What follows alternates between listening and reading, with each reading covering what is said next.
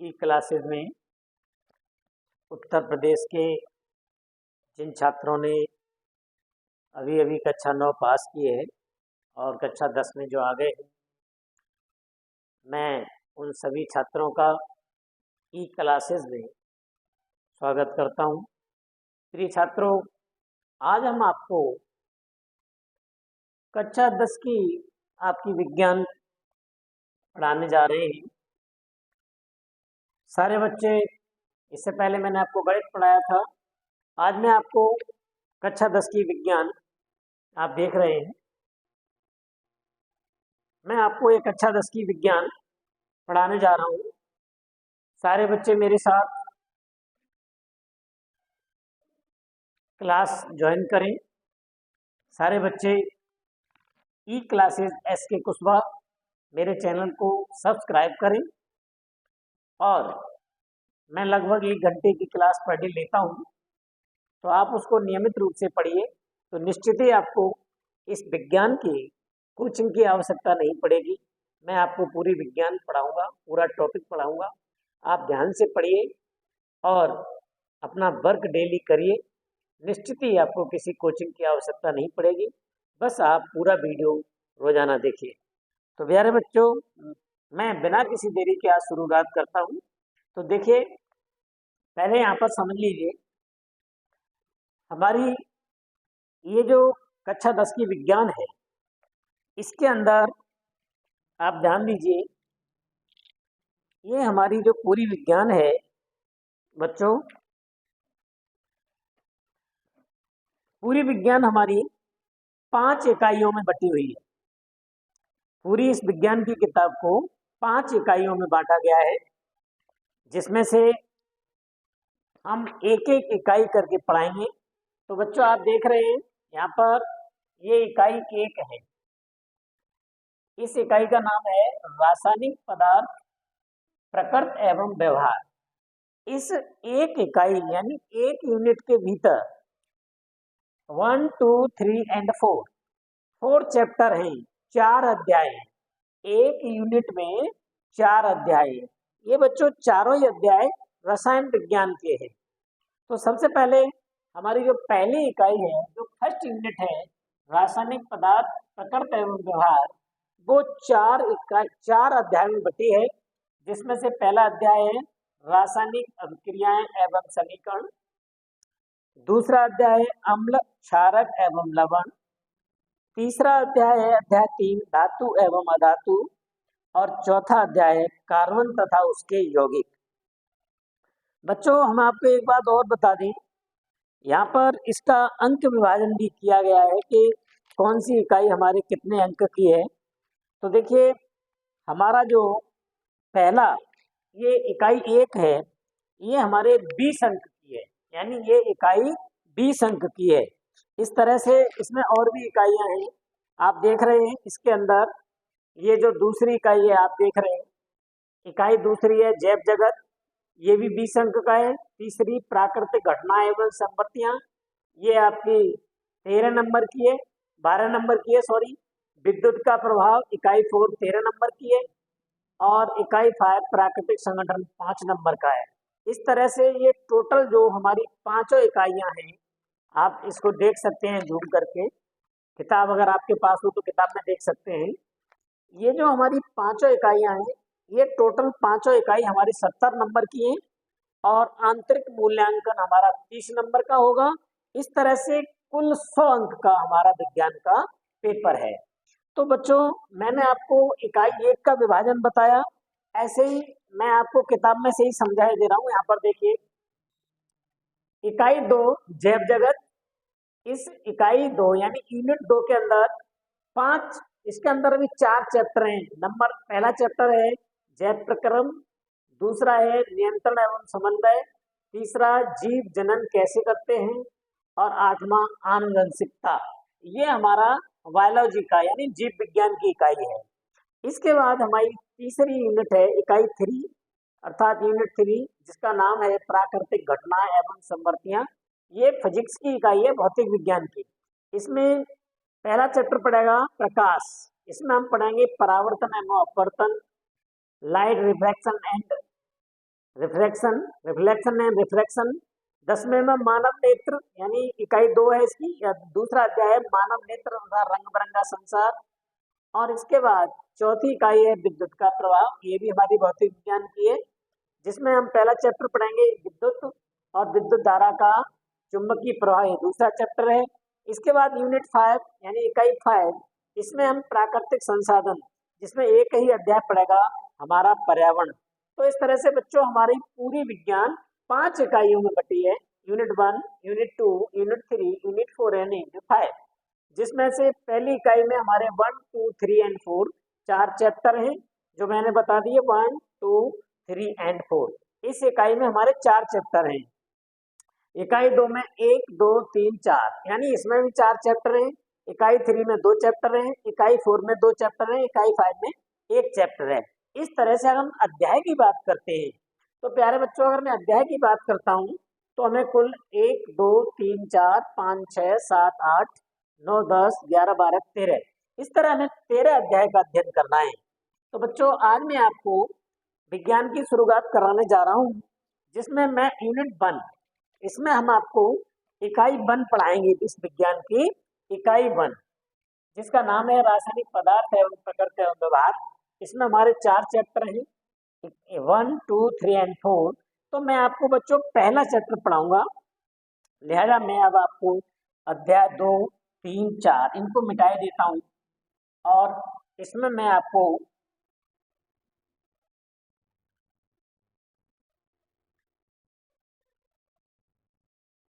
अब बच्चों मैं सबको पूरा ही मिटाई दे रहा हूँ।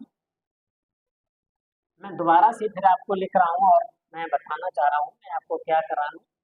ये शुरुआत करते हैं। आज हम मैंने आपको अभी इकाई विभाजन बताया है।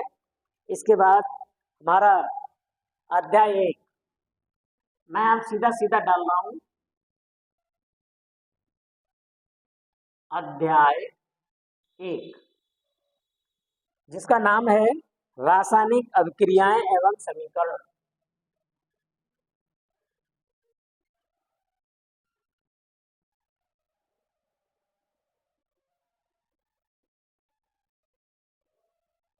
रासायनिक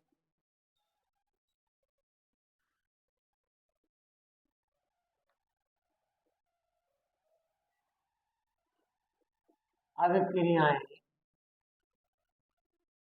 एवं समीकरण।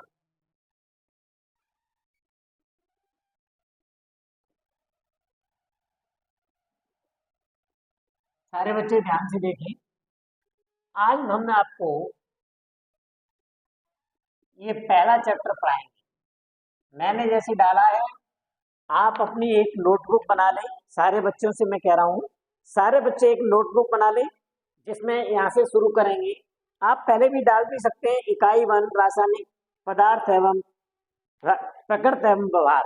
आप जैसे कि आप नोटबुक शुरू करना चाहते हैं, तो आप ये करेंगे, यहाँ पर सबसे पहले इकाई 1 डाल देंगे।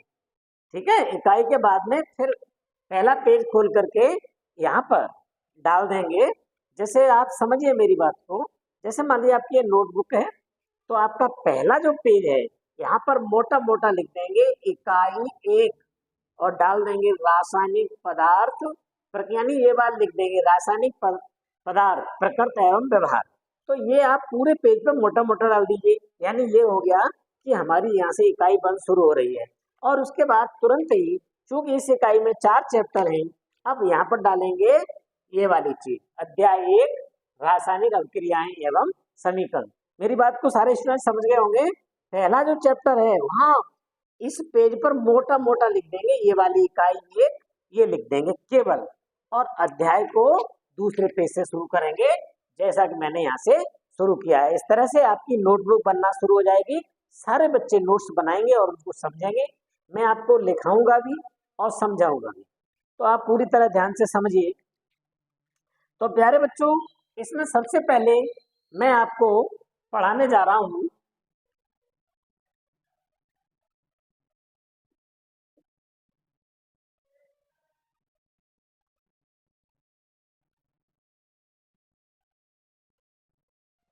परिवर्तन। जिसे अंग्रेजी में कहते हैं चेंजेस। बच्चों, आपने देखा है प्रकृति के अंदर बहुत सारी चीजें पाई जाती हैं। फल फ्रूट्स हैं, वस्तुएं हैं, ठोस हैं, द्रव है, गैसें हैं, तमाम सारे पदार्थ हैं जिनमें प्रतिपल कुछ न कुछ चेंजेस होती रहती हैं। कभी आंधी, कभी तूफान, कभी वर्षा होने लगती है, कभी कुछ होने लगता है, कभी फल टूट के नीचे गिर रहा है, कभी हम कोई चीज खा रहे हैं, पी रहे हैं, तमाम सारी चीजें हैं। रात को हमने खाना खाया, वो पच के सुबह हमारा मल में बदल जाता है। प्रकृति में हम लकड़ी से मेज कुर्सियां इत्यादि बना देते हैं। तो बच्चों, हम प्रकृति में देखते हैं पेन में से स्याही खर्च होने लगती है, स्याही बन जाती है, हम अक्षर लिखते हैं, पेज जल जाते हैं। प्रकृति में बच्चों हम तमाम सारी चीजें देखते हैं जिसमें कुछ न कुछ बदलाव होता रहता है। तो इसी बदलाव को ही देखिए, मैंने लिखा है, परिवर्तन की परिभाषा मैंने यहाँ लिखी है। प्रकृति में पाए जाने वाले पदार्थों के रंग, रूप, अवस्था, संगठन आदि में होने वाले बदलाव ही परिवर्तन कहलाते हैं। चाहे प्रकृति में कोई भी वस्तु पाई जाती है, उसमें कुछ न कुछ चेंजेस होता रहता है। हर वस्तु में कभी न कभी कोई न कोई परिवर्तन होता रहता है। कभी कोई चीज छोटी होती है, बड़ी हो जाती है। हम पहले छोटे होते हैं, कुछ उम्र पा करके फिर बड़े हो जाते हैं, हमारे आकार में परिवर्तन होता रहता है। तो इस बदलाव को ही, किसी भी चीज के अंदर बच्चों कोई भी बदलाव हो जाए, कुछ चेंजेस हो जाए, जो पहले थी वैसी न रहे, कुछ अलग टाइप की बन जाए, इसी चीज को हम परिवर्तन कहते हैं। तो जैसे देखिए, यहाँ मैंने लिखा भी है, परिवर्तन प्रकृति में पाए जाने वाले पदार्थों के रंग, रूप, अवस्था, संगठन आदि में होने वाले बदलाव ही परिवर्तन कहलाते हैं। जैसे कुछ उदाहरण मैंने लिखे हैं, दूध से दही बनना, लोहे पर जंग लगना, फलों का पकना, भोजन का पचना आदि, ये सब चीजें परिवर्तन है। अब बात आती है बच्चों फिर कि परिवर्तन के प्रकार, यानी परिवर्तन कितने प्रकार के होते हैं। तो अगर हम ऐसे कहेंगे तो परिवर्तन बहुत सारे प्रकार के होते हैं, लाखों हजारों प्रकार के हैं। तो वैज्ञानिकों ने परिवर्तनों को मुख्य तौर पर दो भागों में बांट दिया, उसके दो भाग कर दिए। पहला उन्होंने कहा भौतिक परिवर्तन, जिसे कहते हैं फिजिकल चेंजेस। तो भौतिक परिवर्तन क्या है बच्चों? भौतिक परिवर्तन, देखिए मैंने यहाँ लिखाया भी है कि वे परिवर्तन जिनमें पदार्थ की केवल भौतिक अवस्था जैसे रंग, रूप, आकृति एवं आकार आदि में परिवर्तन होता है, परंतु उसके संगठन, भार आदि में कोई परिवर्तन नहीं होता, भौतिक परिवर्तन कहलाते हैं। जैसे चीनी का जल में घुलना, विद्युत बल्ब का जलना, पानी से बर्फ बनना, रबर का तनना, मोम का पिघलना आदि। समझ लीजिए, मैं आपको और डिटेल में बता रहा हूं कि भौतिक परिवर्तन क्या है। जब किसी वस्तु का रंग, रूप, अवस्था, आकार आदि बदल जाए और ऐसा परिवर्तन हो जाए कि हम उसे दोबारा चाहें तो मूल अवस्था में भी लौटा सके। जैसे मैंने एक रबर ले ली, रबर को मैंने इस तरह से खींच दिया, तो पहले जो रबर छोटी थी, अब रबर बड़ी हो गई, तो और छोड़ दिया तो फिर वैसी हो गई। तो परिवर्तन भी हुआ और नहीं भी हुआ। जैसे ही विद्युत बल्ब का जलना, हमने चटकनी दबाई तो रोशनी निकलना शुरू हो गई, चटकनी बंद कर दी तो फिर बल्ब बंद हो गया। तमाम सारी चीजें हैं जिसमें हम परिवर्तन कर देते हैं। तो जैसे मैं, ये मेरे पास ये देखिए कलम है, अभी ये दोनों चीजें अलग अलग हैं, मैंने इसको इकट्ठा कर दिया तो एक परिवर्तन हो गया, पहले दो टुकड़ों का एक बन गया, और फिर खोल दिया तो फिर वैसा ही बन गया। तो कहने का मतलब, हम ऐसा परिवर्तन करें कि वस्तु के रंग, रूप, अवस्था, भौतिक गुण आदि बदले, मतलब भौतिक गुण बदले, लेकिन उसमें उसका संगठन नहीं बदलना चाहिए। तो समझ लीजिए वो सभी भौतिक परिवर्तन कहलाते हैं। जैसे मैं पानी ले लूं, आप रात को पानी को फ्रिज में रख दीजिए, तो पहले क्या है, वो जल, और रात में क्या बन गया, बर्फ। तो यानी उसके अंदर उसकी भौतिक अवस्था बदल गई, पहले वो द्रव रूप में था और जब बर्फ बन गया तो वो ठोस रूप में आ गया। तो इस तरह से उसके अंदर भौतिक परिवर्तन होते हैं। तो मैं, बहुत लंबा वीडियो हो जाता है, बस आप यही समझ लीजिए, मैंने आपको बिल्कुल साफ लिखा दिया है। आप इस वीडियो को इतना यहाँ से उतार लीजिए, इसके बाद मैं दूसरा परिवर्तन आपको बताऊंगा, इसको नोट कर लीजिए।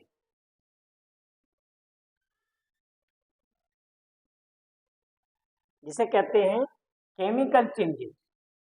रासायनिक परिवर्तन में क्या होता है? रासायनिक परिवर्तन के अंदर किसी पदार्थ के भौतिक गुण जैसे अवस्था, रंग, रूप आदि बदलते हैं और उसके साथ साथ उसका संगठन भी बदल जाता है, उसके भार में परिवर्तन हो जाता है और बच्चों एक नया पदार्थ बनकर के तैयार होता है। फॉर एग्जाम्पल मैं आपको बताऊं, जैसे दूध, दूध हमारा द्रव पदार्थ है, रंग उसका है वाइट भी है, स्वाद में देखो तो वो मीठा भी है।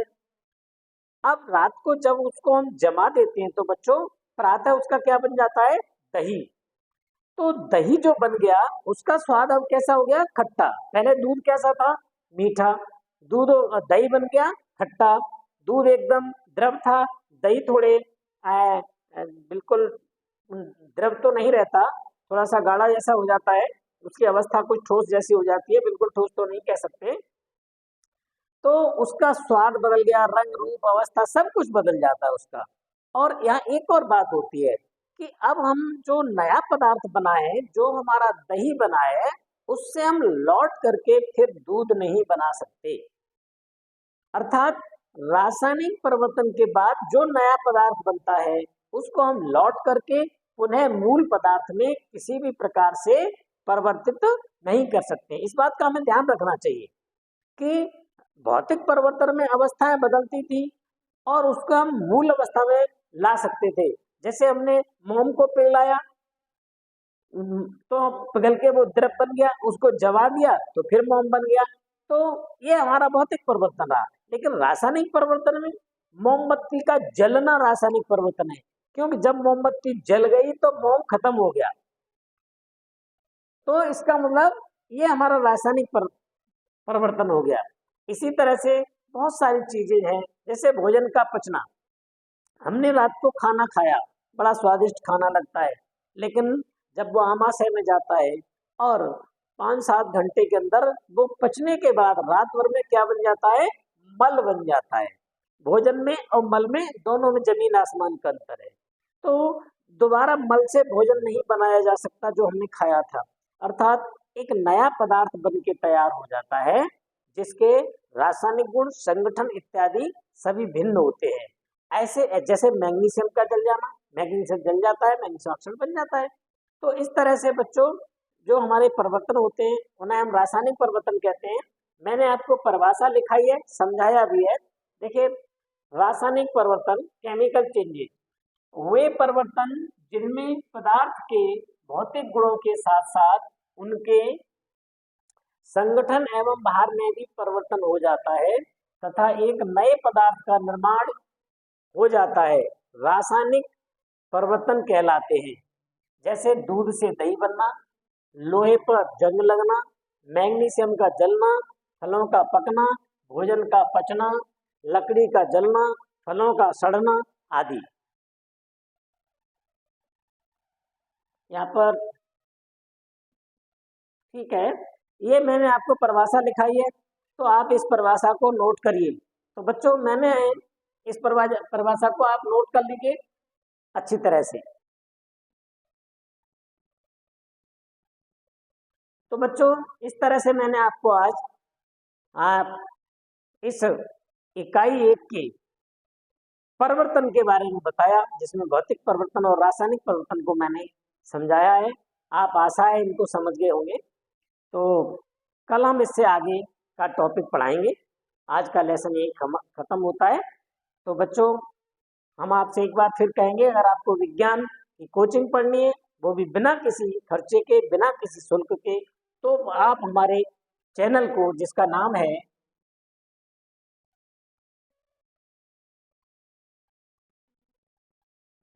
ई क्लासेस SK कुशवाहा, आप इस चैनल को सब्सक्राइब कर लीजिए ताकि हम जो भी विज्ञान के चैप्टर पढ़ाएंगे, हम पूरी विज्ञान आपको पढ़ाएंगे, ताकि हम जो भी चैप्टर पढ़ाएं और वो आप तक सबसे पहले पहुंचे और आप उसका अध्ययन कर सकें। और अगर आपको ये हमारा लेसन समझ में आ रहा है, अच्छा लग रहा है, तो सभी छात्रों से हम एक बार कहेंगे हमारे वीडियोस को लाइक करिए। और आपकी समझ में अगर कोई बात नहीं आती है कहीं आपको कुछ पूछना है तो हमें कमेंट्स करके बताइए, हम आपको अगले लेसन में समझाएंगे। तो आप हमारे ई क्लासेज SK कुशवाहा इस चैनल को सब्सक्राइब कर लीजिए। देख लीजिए, मैं इसको खत्म करता हूं।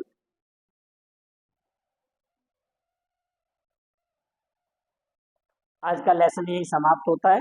बाय बच्चों।